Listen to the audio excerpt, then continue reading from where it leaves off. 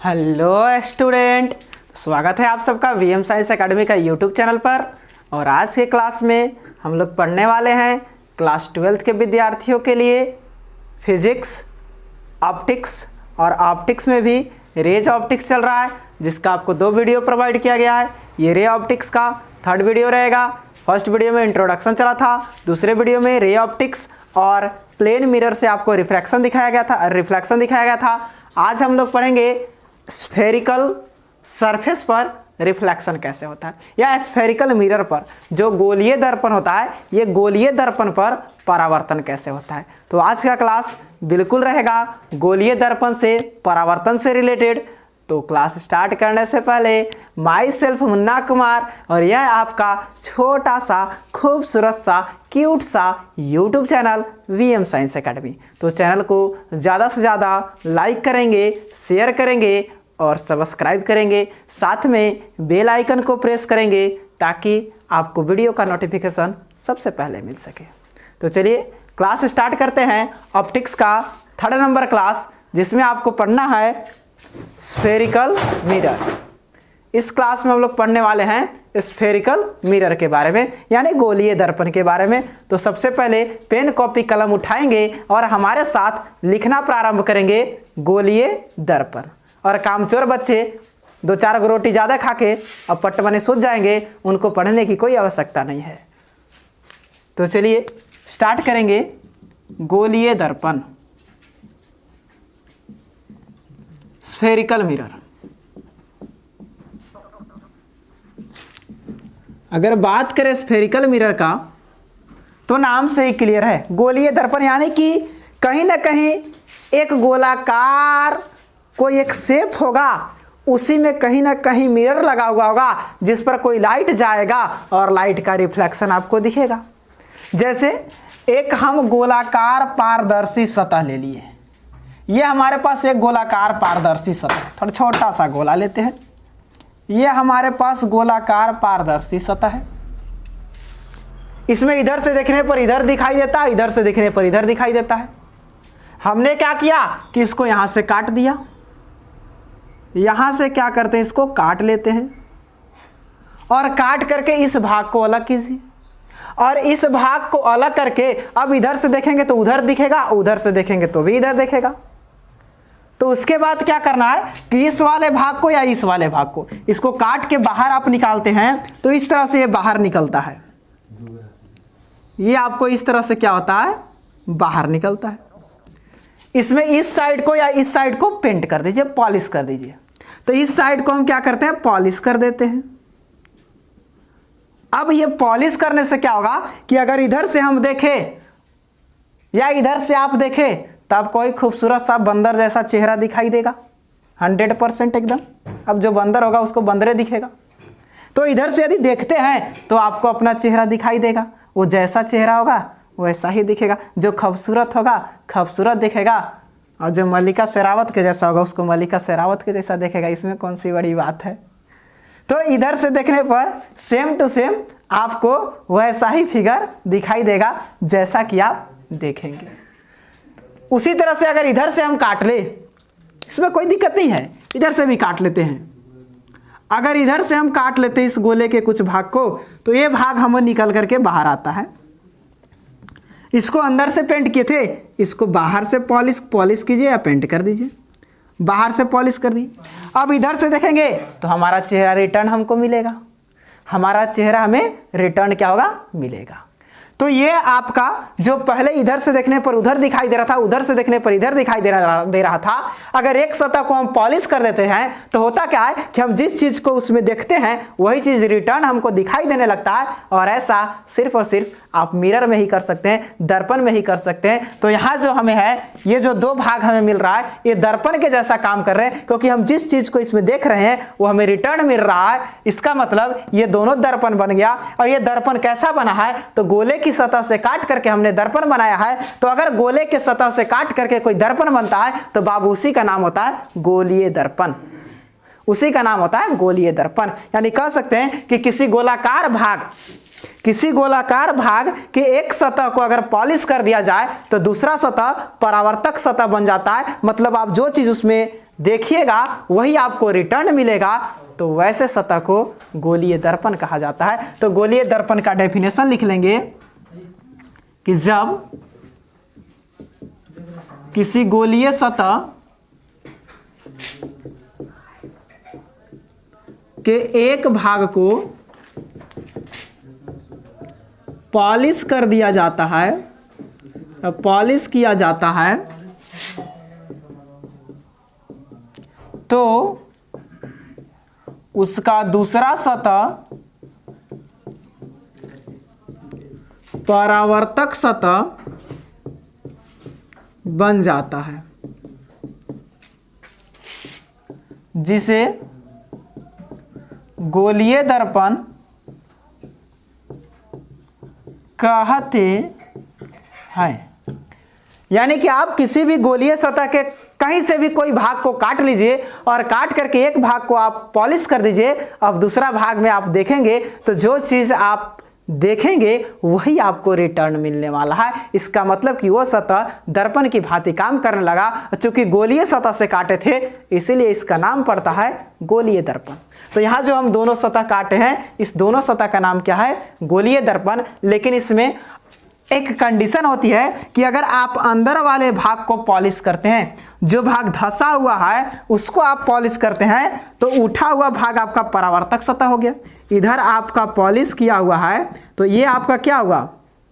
परावर्तक सतह हो गया, यानी कि रिफ्लेक्टेड। आपका ये क्या हो गया? Reflected surface.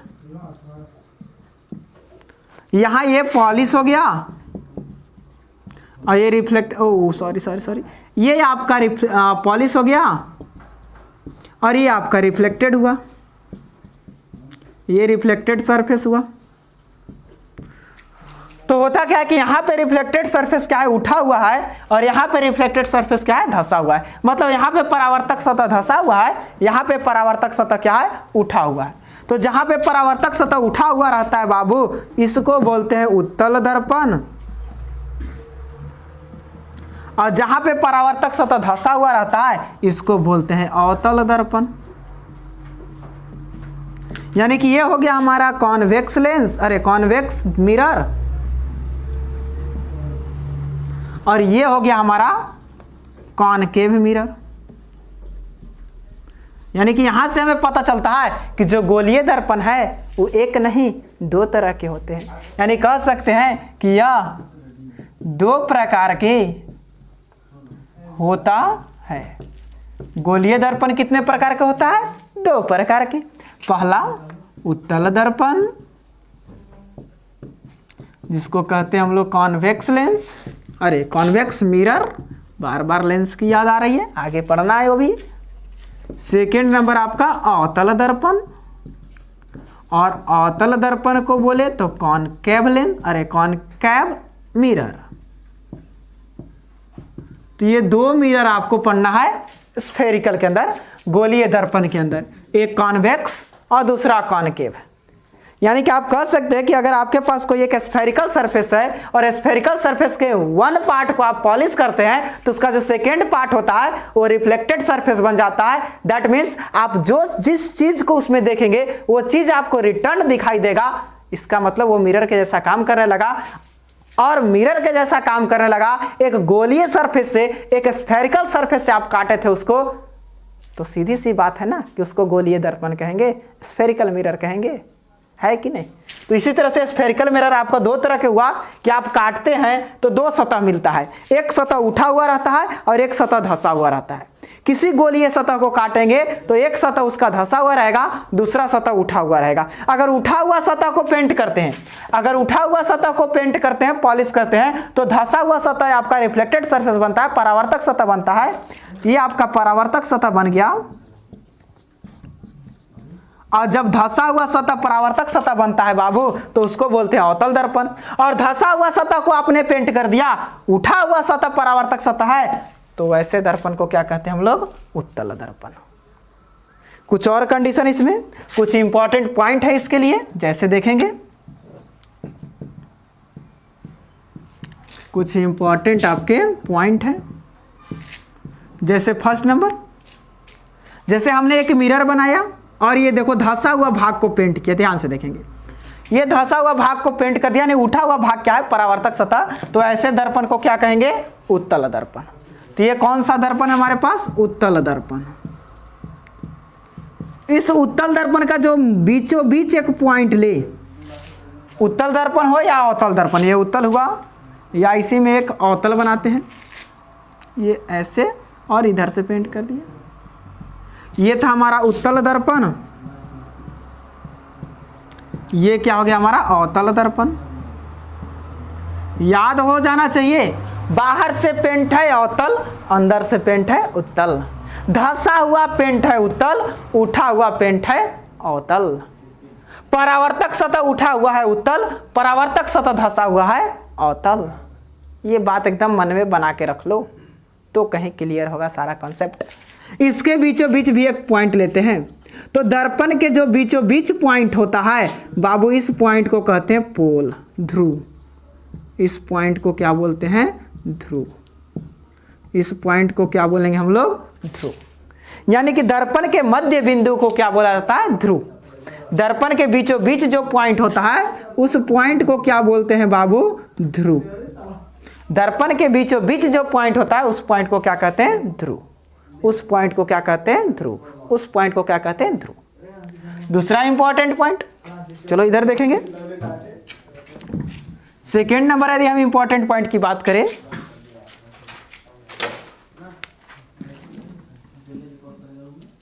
अगर सेकेंड नंबर की हम बात करें तो ये रहा, मान लेते हैं एक हमारे पास मिरर है, ये इस तरह का, बाहर से हमने पेंट किया। कहां से पेंट किया, बाहर से। और बाहर से पेंट किया तो कौन सा दर्पण हुआ, अवतल। तो ये कौन सा दर्पण है आपका, अवतल दर्पण है। ये बीचों बीच पॉइंट दिया बाबू, तो इस पॉइंट को क्या बोलेंगे हम लोग, पोल बोलेंगे, ध्रुव बोलेंगे। अब ये जो हमारे ने एक दर्पण काटा है, ये जो आपको नजर आ रहा है, अगर इधर से इसको बढ़ा दे तो कहीं ना कहीं एक गोला बनने वाला है, कहीं ना कहीं इससे एक गोला का पार्ट है। ध्यान से देखो, ये जो हमने दर्पण काटा है ये गोला का ही तो भाग है। अरे बाबू यहाँ तक है, ये ऐसे है, ऐसे गोला बना दिया, ऐसे काटे, हम इतना लिखे, ये कोई ना कोई एक गोला के ही तो पार्ट है, बिल्कुल है, गोला का ही एक भाग है। तो इस गोला का कहीं ना कहीं एक सेंटर होगा, मान लेते ये सेंटर है, तो इसको कहते हैं सी। यानी कि दर्पण जिस गोले से काटा जाता है उस गोले का जो सेंटर होता है बाबू, इसको बोला जाता है सेंटर ऑफ कर्वेचर। इसको बोलते हैं हम लोग सेंटर ऑफ कर्वेचर,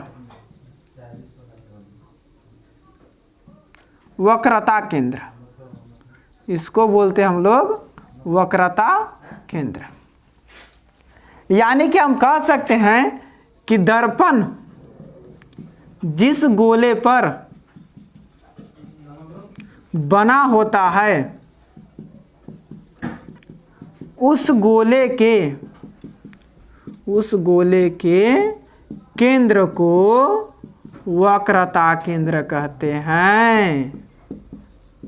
इस बात को भी याद रखेंगे। दर्पण के मध्य बिंदु को ध्रुव कहते हैं, दर्पण के मध्य बिंदु को ध्रुव कहते हैं, दर्पण के मध्य बिंदु को ध्रुव कहते हैं, जो कि यहां हमने देखा था। और जिस गोला पर दर्पण बना होता है या दर्पण जिस गोला पर बना होता है उस गोले के केंद्र को वक्रता केंद्र कहते हैं। दो इंपॉर्टेंट पॉइंट आपका क्लियर हुआ। पहला, पोल किसे कहते हैं, तो पोल एगो बिजली वाला होता है पोल, वो वाला पोल की बात नहीं है। यहाँ पोल क्या है, तो जो दर्पण के मध्य बिंदु होता है, जो मिड पॉइंट होता है किसी मिरर का, वो क्या होता है आपका, पोल होता है। जबकि अगर जिस गोले से हम दर्पण को काट रहे हैं उस गोले की सेंटर की बात किया जाए तो उसके सेंटर को कहते हैं वक्रता केंद्र। आप कह सकते हैं इसको centre of curvature, centre of curvature, वक्रता केंद्र। तो दो इंपॉर्टेंट पॉइंट क्लियर हुआ। इधर नोट करते हुए चलेंगे, हम मिटाते हुए आगे चलते हैं। आप लिखते हुए आगे चले, हम मिटाते हुए आगे चलते हैं। तो पॉइंट नंबर 3 की बात करें हम, तो थर्ड नंबर आपका पॉइंट जो होता है कि ये जो सेंटर हुआ और ये जो आपका पोल हुआ, जैसे ये हमारे पास एक गोला है, यहाँ से क्या करते हैं एक मिरर को काट लिए, इसका ये सेंटर था, ये इसको इधर से बाहर से पेंट किए, तो बाबू बताओ कौन सा मिरर हुआ, कौन सा मिरर हुआ, अवतल दर्पण हुआ, कॉनकेव मिरर हुआ। बिल्कुल सही बात है, क्योंकि बाहर से पेंट है तो अवतल होगा, अंदर से पेंट है तो उत्तल होगा। ये इसका एक मध्य बिंदु ले लेते हैं, तो बाबू इसको क्या बोलेंगे, जल्दी बोलो, पोल। इस सेंटर को क्या बोलेंगे, centre of curvature, centre of curvature.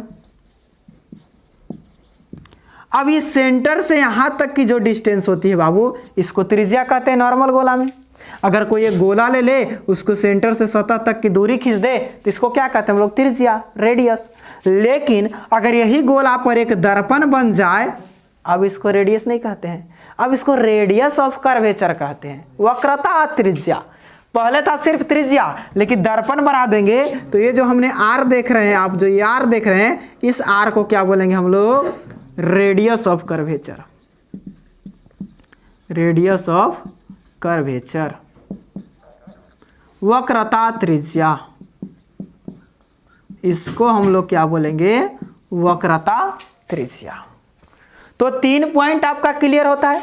दर्पण के मध्य बिंदु को पोल कहते हैं, दर्पण जिस गोला पर बना होता है उसके मध्य बिंदु को वक्रता केंद्र कहते हैं, और दर्पण जिस गोले पर बना होता है उस गोले की त्रिज्या को वक्रता त्रिज्या कहते हैं, या दर्पण के वक्रता केंद्र से ध्रुव तक की दूरी को वक्रता त्रिज्या कहते हैं। तो ये 3 पॉइंट आपका क्लियर हुआ। पॉइंट नंबर 4 की हम बात करें, पॉइंट नंबर 4 की यदि बात किया जाए तो पॉइंट नंबर 4 क्या होता है, जैसे हमारे पास एक मिरर है, ये लो, बाहर से हमने पेंट किया तो कौन सा दर्पण हुआ, अवतल दर्पण। बाहर से हमने पॉलिश किया तो कौन सा दर्पण हुआ, अवतल दर्पण। ये रहा पोल, ये रहा इसका सेंटर। अब एक हमने क्या करना है कि एक हमें लाइन खींचना है जो इसके सेंटर और पोल को चीरते फाड़ते पार हो जाए। तो एक हमने लाइन बनाया जो सेंटर और पोल को चीरते फाड़ते क्या हो गया, पार हो गया। तो वैसा लाइन जो सेंटर किसी दर्पण के वक्रता केंद्र और पोल से होकर जाता है, इसको बोलते हैं मुख्य अक्ष। इस लाइन को हम क्या बोलेंगे, मुख्य अक्ष, प्रिंसिपल एक्सिस। इसको हम लोग बोलेंगे प्रिंसिपल एक्सिस, मुख्य अक्ष। तो कितना पॉइंट क्लियर हुआ आपका, 4। दर्पण में क्या होता है, तो दर्पण के मध्य बिंदु को पोल कहते हैं। दर्पण जिस गोले पर बना होता है उस गोले के केंद्र को वक्रता केंद्र कहते हैं। दर्पण जिस गोले पर बना होता है उस गोले की त्रिज्या को वक्रता त्रिज्या कहते हैं। और वक्रता त्रिज्या या वक्रता केंद्र और पोल, वक्रता केंद्र और पोल से जो लाइन पार करती है उसको क्या कहते हैं, प्रिंसिपल एक्सिस कहते हैं। उसको क्या कहते हैं, प्रिंसिपल एक्सिस कहते हैं। एक और पॉइंट देख लो, पॉइंट नंबर 5। ये हमारा एक गोला है, इस गोले पर हमने क्या किया कि यहाँ तक दर्पण बना दिया। तो ये जो इसका डायमीटर होता है, इस डायमीटर को हम लोग द्वारक कहते हैं, बेस, द्वारक, बेस। यानी दर्पण के सबसे अधिकतम व्यास को द्वारक कहते हैं, या उस गोले के व्यास को द्वारक कहते हैं जहां तक उस पर दर्पण बना होता है। यानी कि कह सकते हैं एक तरह के द्वारक क्या है, तो दर्पण का डायमीटर है। दर्पण का क्या है, डायमीटर है, व्यास है। हुआ कि नहीं हुआ? लेकिन हाँ, जहाँ तक जैसे यहाँ तक हमने एक दर्पण बनाया इस तरह से, तो ये इसका द्वारक हुआ। ये जो हमने दर्पण बनाया है ये इसका क्या हुआ, द्वारक हुआ। ये इसका क्या हुआ, द्वारक। ये इसका क्या हुआ, द्वारक हुआ। जहाँ तक दर्पण बना होता है उसके डायमीटर को, मतलब सीधे सीधे कहते हैं तो दर्पण के एक छोर से दूसरे छोर के दूरी को द्वारक कहते हैं। जैसे ये हमारे पास एक दर्पण हुआ, इसका एक छोर मान लेते हैं यहाँ पे है और एक छोर यहाँ पे है, दोनों को मिला दो, ये मिल गया। तो ये जो आपका डिस्टेंस मिलता है यहाँ से यहाँ तक, इस डिस्टेंस को हम लोग क्या कहते हैं, बेस, द्वारक। दर्पण के एक छोर से दूसरे छोर की दूरी को क्या कहते हैं? द्वारक। तो इस तरह से आपका 5 इंपॉर्टेंट पॉइंट क्लियर हुआ। पहला हमारे साथ बोलेंगे पोल। पहला पोल, पोल क्या है? दर्पण के मध्य बिंदु को पोल कहते हैं, नॉर्मल सी बात है। दूसरा क्या आपका क्लियर हुआ? वक्रता केंद्र। वक्रता केंद्र क्या होता है? तो दर्पण जिस गोला पर बना होता है उस गोले के केंद्र को वक्रता केंद्र कहते हैं। तीसरा क्या क्लियर हुआ आपका? वक्रता त्रिज्या। वक्रता त्रिज्या क्या है? तो दर्पण जिस गोले पर बना होता है उस गोले की त्रिज्या को वक्रता त्रिज्या कहते हैं। चौथा क्या क्लियर हुआ? मुख्य अक्ष, प्रिंसिपल एक्सिस।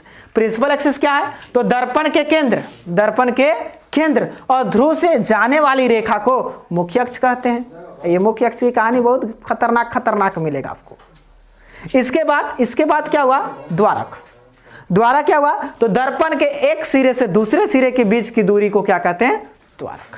दर्पण के एक सिरे से दूसरे सिरे के बीच की दूरी को क्या कहते हैं? द्वारक। तो ये 5 इंपॉर्टेंट पॉइंट है।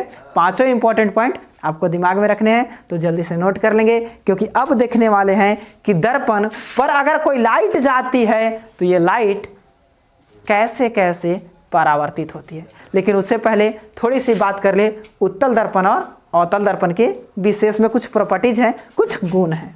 तो मिटाते हैं इसको। आइए तो टॉपिक लाएंगे उत्तल दर्पण और अवतल दर्पण का गुण। उत्तल दर्पण और अवतल दर्पण का गुण। जैसे देखेंगे, अगर हम बात करें प्रॉपर्टीज की, प्रॉपर्टीज ऑफ कॉनकेव और कॉन्वेक्स मिरर, तो सबसे पहले 1 नंबर में हम उत्तल दर्पण की बात करें, यानी कि कॉन्वेक्स मिरर का। तो देखो इसका पहला कॉन्वेक्स मिरर आप देखे थे, क्या होता है? अंदर से पेंट होता है। ऐसे भी बना सकते हैं या आप इसको ऐसे भी बना सकते हैं। कैसे भी बनाइए, पेंट किधर से रहेगा? अंदर से। यानी इसका 1 नंबर पहला इंपॉर्टेंट पॉइंट निकलता है कि इसका पॉलिश सतह या पॉलिश सरफेस धंसा हुआ होता है। इसका थोड़ा पॉलिश सरफेस देखो, तो इधर से भी पॉलिश करे धंसा हुआ, इधर से भी पॉलिश करे तो धंसा हुआ। दूसरी पॉइंट की बात करें तो जो आपको परावर्तक सतह नजर आ रहा है, ये परावर्तक सतह उठा हुआ है। तो कह सकते हैं कि इसका परावर्तक सतह बोले तो रिफ्लेक्टेड सरफेस कैसा है? उठा हुआ होता है। रिफ्लेक्टेड सतह कैसा होता है? रिफ्लेक्टेड सतह उठा हुआ होता है। 2 कंडीशन। और बात करें तीसरा पॉइंट, तो याद रखेंगे अगर इस पर कोई लाइट जाता है तो इस लाइट को यह एक बिंदु पर एकत्र करना चाहता है, यानी कि यह,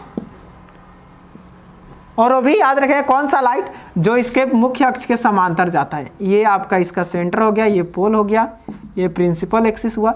इसके समांतर में कोई लाइट जाता है तो उसको यह एक बिंदु पर एकत्र करना चाहता है। यानी कह सकते हैं कि मुख्य अक्ष के समांतर आने वाली किरणों को यह एक बिंदु पर एकत्र करता है। यह क्या करता है कि मुख्य अक्ष के समांतर जो भी किरण आते हैं उसको एक बिंदु पर एकत्र करता है। लेकिन पार तो होगा नहीं लाइट, तो एकत्र करेगा कैसे? तो आपको फील होगा ना, यानी एकत्र करना चाहता है। एकत्र करते हुए प्रतीत होता है। एकत्र करता नहीं है, लेकिन हमें ऐसा लगता है कि मुख्य अक्ष के समांतर वाली किरणों को यह एक बिंदु पर एकत्र करते हुए प्रतीत होता है। हमें ऐसा लगता है कि यह लाइट को क्या कर रहा है? एक बिंदु पर एकत्र कर रहा है। तो ये 3 इसका क्या हुआ? आपका प्रॉपर्टीज हुआ। अब थोड़ा सा इसका उपयोग की बात कर ले कि अवतल दर्पण का उपयोग कहाँ होता है, अरे उत्तल दर्पण का उपयोग कहाँ होता है। तो पहला उपयोग इसको, जो भी आप गाड़ी वगैरह चलाते हैं उसका जो साइड मिरर देखे हैं, इस साइड मिरर में ही इसका उपयोग है। तो उपयोग कहाँ हो जाएगा, वाहन के साइड मिरर में। जो पश्च दृश्य दर्पण होता है वाहन में, जो भी गाड़ी में आप देखे होंगे साइड मिरर होता है, वो साइड मिरर में जो दर्पण लगा हुआ रहता है बाबू, वो उत्तल दर्पण होता है। और उसी से आप पीछे आने वाली सारी गाड़ियों को स्पष्टता देख पाते हैं और सही तरीक़ा से आगे गाड़ी चला पाते हैं। नहीं तो कहीं भी आपको साइड लेना होगा तो पता चलेगा कि आप आगे जा रहे हैं, पीछे से कोई आन के ठोक दिया तो हो जाएगी गड़बड़। तो ये उत्तल दर्पण का प्रॉपर्टीज हुआ। इधर थोड़ा सा अवतल दर्पण का भी ले लेंगे, इधर ले लेते हैं अवतल दर्पण का। तो यदि अवतल दर्पण की बारे में बात करें तो अवतल दर्पण में आपको पता है ये जो उठा हुआ सतह ये पेंट होगा, ये इसका पोल हुआ, ये इसका सी हुआ, त्रिज्या हुआ, मतलब वक्रता केंद्र हुआ। यहाँ से यहाँ तक की दूरी को हम लोग त्रिज्या कहेंगे। और यहाँ से अगर कोई लाइन को पार कर दे तो ये प्रिंसिपल एक्सिस हो गया, मुख्य अक्ष, जो इसके वक्रता केंद्र और पोल से होते हुए पार होता है। तो अगर इसमें इंपॉर्टेंट पॉइंट की बात करें तो इसका जो पॉलिश वाला सरफेस है वो उठा हुआ है, मतलब जस्ट इसका अपोजिट, इसका पॉलिश सरफेस उठा हुआ होता है।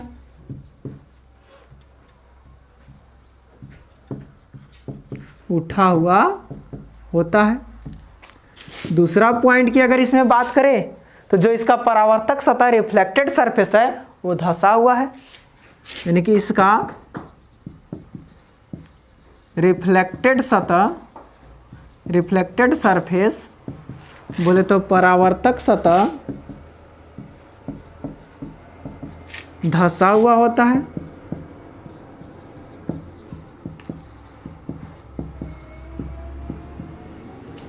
दो पॉइंट। अगर थर्ड नंबर पॉइंट की हम बात करें इसमें, चलो ये इसका पार्ट था ना, चलो इसको मिटा देते हैं, लिख लिए होंगे, नई नोट किए होंगे, वीडियो को पॉज करेंगे, जल्दी से नोट करेंगे, उसके बाद वीडियो आगे देखेंगे। पॉइंट नंबर थर्ड की यदि हम बात करें तो थर्ड नंबर पॉइंट आप देखेंगे कि इस पर अगर कोई लाइट आए तो ये लाइट को देखो, ये क्या है, लाइट को एक बिंदु पर एकत्र करते हुए प्रतीत होता था, ये प्रतीत नहीं हुआ, ये हकीकत में लाइट को एक बिंदु पर क्या करता है, एकत्र कर देता है। यह मुख्य अक्ष के समांतर आने वाली किरणों को एक बिंदु पर एकत्र करता है। यह एक बिंदु पर एकत्र करते हुए प्रतीत होता है और यह सही में एक बिंदु पर क्या कर देता है, एकत्र कर देता है। अब बात है इसका यूज, इसका उपयोग कहाँ होता है, अवतल दर्पण का उपयोग कहाँ होता है। उत्तल दर्पण का उपयोग देखे थे, कहाँ उपयोग हुआ था, वाहन के साइड मिरर में। साइड मिरर में आप देखे थे क्या था, वाहन के साइड मिरर में उत्तल दर्पण यूज हुआ था।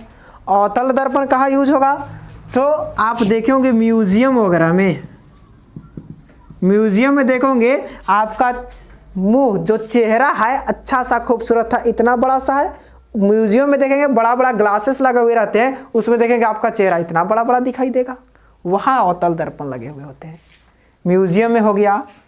या आप कह सकते हैं जहाँ पे कोई साइंस सिटी है, जैसे साइंटिफिक वर्क जहाँ पे होते हैं वहाँ पे आपको अवतल दर्पण मिलेंगे। बोले तो DRDO हो गया,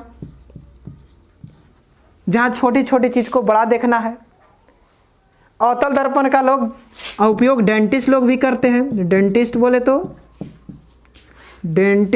तो अरे दांतों का डॉक्टर यार, दांतों का डॉक्टर लोग भी इसका यूज करते हैं दांतों को बड़ा देखने के लिए, यहाँ भी यूज होता है। तो ये सब आपका यूज होता है ये सब में अवतल दर्पण का। जहाँ पे क्या होता है, लाइट को फैलाया जा सके या किसी भी छोटा सा ऑब्जेक्ट का बड़ा इमेज देखा जा सके। तो याद रखेंगे, उत्तल दर्पण का उपयोग साइड मिरर में, अवतल दर्पण का उपयोग म्यूजियम में या किसी भी बिंब का बड़ा प्रतिबिंब देखने में उसका यूज किया जाता है। जैसे म्यूजियम में, डीआरडीओ में क्या होता है कि बहुत सारे साइंटिफिक वर्क होते हैं जिसमें छोटे छोटे आपको इलेक्ट्रॉन, प्रोटॉन, न्यूट्रॉन पर एक्सपेरिमेंट करने पड़ते हैं, तो उसको बड़ा देखने के लिए आपको कॉनकेव मिरर का यूज होता है। डेंटिस्ट लोग दांतों को बड़ा देखने के लिए इसका यूज करते हैं।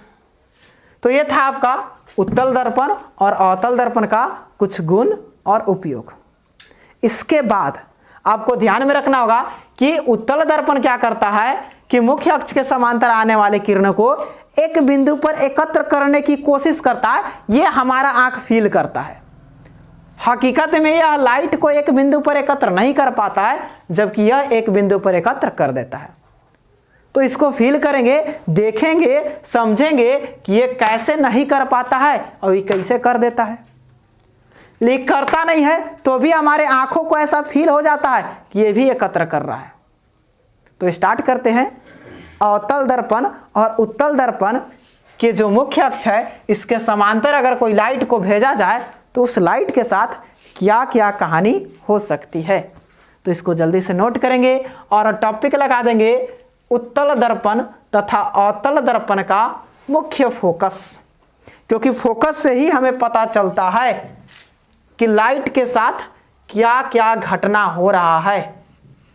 तो टॉपिक लगाएंगे अवतल दर्पण तथा उत्तल दर्पण। अवतल या उत्तल दर्पण का मुख्य फोकस, यानी कह सकते हैं principal focus of concave and convex mirror. तो सबसे पहले बात किया जाए, चलो कॉनकेव का। सबसे पहले बात करते हैं कॉनकेव का यानी अवतल का। अगर सबसे पहले हम बात करें अवतल का, तो चलो एक अवतल दर्पण बनाया जाए। ये रहा है आपका अवतल दर्पण, जिसको पॉलिश कहाँ से किया जाता है, बाहर से। जस्ट अभी पढ़े थे, अवतल दर्पण पॉलिश कहाँ से होता है, बाहर से उठा हुआ परावर्तक सतह रहता है, धंसा हुआ। ये हुआ इसका पोल, ये हुआ इसका सेंटर, ये गया इस पर मुख्य अक्ष। अब हम क्या करते हैं कि मुख्य अक्ष के समांतर किरण भेजते हैं। चलो ये किरण, ये गया रेज, एक रेज ये गया, एक और रेज डालते हैं, एक और रेज डालते हैं। कितने रेज भेजे बाबू, 4 रेज भेज दिया हमने। अब होता क्या है कि यहाँ से टकरता है, यहाँ परावर्तन होगा। परावर्तन में तो लाइट रिटर्न आएगा। ये लाइट क्या होता है, ऐसे रिटर्न आ गया। ये लाइट क्या होता है, ऐसे रिटर्न आ गया। ओह, ये लाइट क्या होता है आपको, ऐसे रिटर्न आ गया। ये लाइट ऐसे रिटर्न चल गया और ये लाइट ऐसे रिटर्न चल गया। यानी चारों लाइट इस मुख्य अक्ष पर किसी न किसी एक बिंदु पर एकत्र होते हैं। यानी मुख्य अक्ष के समांतर आने वाली किरणें परावर्तन के बाद मुख्य अक्ष पर ही किसी एक बिंदु पर मिलते हैं और इसी बिंदु को बाबू बोला जाता है मुख्य फोकस। यानी कह सकते हैं कि उत्तल दर्पण से या मुख्य अक्ष के समांतर आने वाली किरणें परावर्तन के बाद जिस बिंदु पर मिलते हैं उसे अवतल दर्पण का मुख्य फोकस कहते हैं। यानी नॉर्मल सी बात हुई कि अवतल दर्पण हमने लगाया, मुख्य अक्ष के समांतर 4 लाइट हमने दिया, चारों लाइट क्या हुआ, टक्कर के किसी एक ही बिंदु से क्या हुआ, पार हुआ, और इस बिंदु को हम लोग क्या कहते हैं, फोकस। इस बिंदु को हम लोग क्या कहते हैं, फोकस। थोड़ी और इसकी बात करें, इसी चीज को हम उत्तल दर्पण से यदि दिखाएं, इसी को यदि उत्तल दर्पण से दिखाया जाए, कॉन्वेक्स मिरर से, तब देखो क्या होता है। ये रहा है आपका कॉन्वेक्स मिरर, जो कि क्या होगा, अंदर से पेंट होगा, अंदर से पॉलिश होगा, ये बाहर से पॉलिश रहता है। ये इसका पोल हुआ, ये इसका सी हुआ। एक लाइन, एक मतलब पूरे लाइन को इसके सी और पोल दोनों से पार कर देते हैं, तो प्रिंसिपल एक्सिस हुआ। इसके समांतर में 1 2 3 4 लाइट को हमने दिया। अब होता क्या है कि ये चारों लाइट को क्या करते हैं, देखो दर्पण इधर खुल रहा है, तो ये रिफ्लेक्ट कर देगा इसको इधर, तो हमको क्या लगेगा कि ये लाइट इधर से आ रहा होगा। खुद से सोचो ना, आप इधर से आंख से देख रहे हैं, आपकी आंख को थोड़े ना पता है कि भैया परावर्तन कहाँ होता है, अपवर्तन कहाँ होता है। समझो जिस समय आदमी को ये पता नहीं होगा कि परावर्तन अपवर्तन क्या होता है, उस समय अगर लाइट यहाँ से जा करके और टकर के इधर आता होगा, उस समय आपको आंख को लगेगा कि भैया लाइट होने से आ रहा है ट्रर ऐसे, उस समय आपको थोड़ा ना पता चलेगा। उसी तरह से ये लाइट भी क्या होता है, आपको इस तरह से आ जाता है और आपको लगेगा कि ये लाइट उधर से आया है, ये लाइट आपका उधर से आया है। ये लाइट आपको इस तरह से चल जाएगा और आपको आंखों के लगेगा कि इधर से आया है। ये लाइट आपको ऐसे आ गया, आपकी आंखों के ऐसे लगेगा।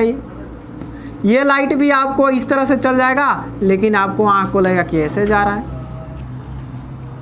तो सारे लाइट क्या होंगे, बिखर जाएंगे अलग अलग, लेकिन आपको आंखों को लगेगा कि नहीं सारे लाइट किसी एक बिंदु पर मिल रहे हैं, सारा लाइट किसी एक बिंदु पर मिल रहे हैं, और इसी बिंदु को क्या कहते हैं, मुख्य फोकस, एफ। यानी उत्तल दर्पण में सारा लाइट किसी एक बिंदु पर मिलता नहीं है, लेकिन हमें ऐसा फील होता है, हमें ऐसा प्रतीत होता है कि सारे लाइट एक बिंदु पर मिल रहे हैं, जबकि अवतल दर्पण में हकीकत में सारा लाइट एक बिंदु पर मिलते हैं। तो यहाँ हम कह सकते हैं कि मुख्य अक्ष के समांतर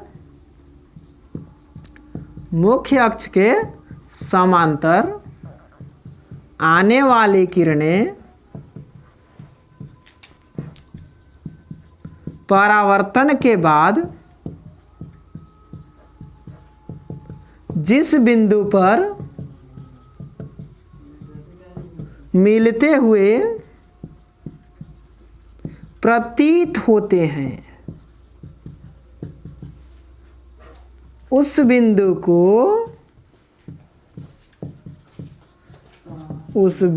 को उत्तल दर्पण का मुख्य फोकस कहते हैं। तो याद रखेंगे कि उत्तल दर्पण में क्या होता है कि लाइट रेज बहुत सारा जा रहा है प्रिंसिपल एक्सिस के पैरेलल में, तो मुख्य अक्ष के समांतर में बहुत सारे किरणें जा रहे हैं, दर्पण से टकराने के बाद सब रिटर्न हो जाते हैं, लेकिन हमारी आंखों को ऐसा लगता है कि सारा लाइट कहीं ना कहीं एक बिंदु पर मिल रहा है।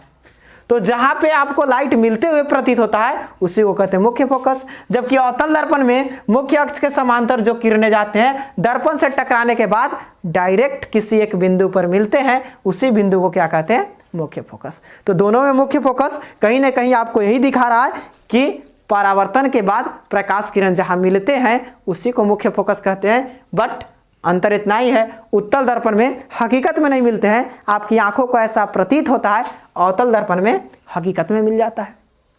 और एक और कॉन्सेप्ट यहां से याद रखेंगे, एक आप इंपॉर्टेंट पॉइंट यहां से याद रखेंगे।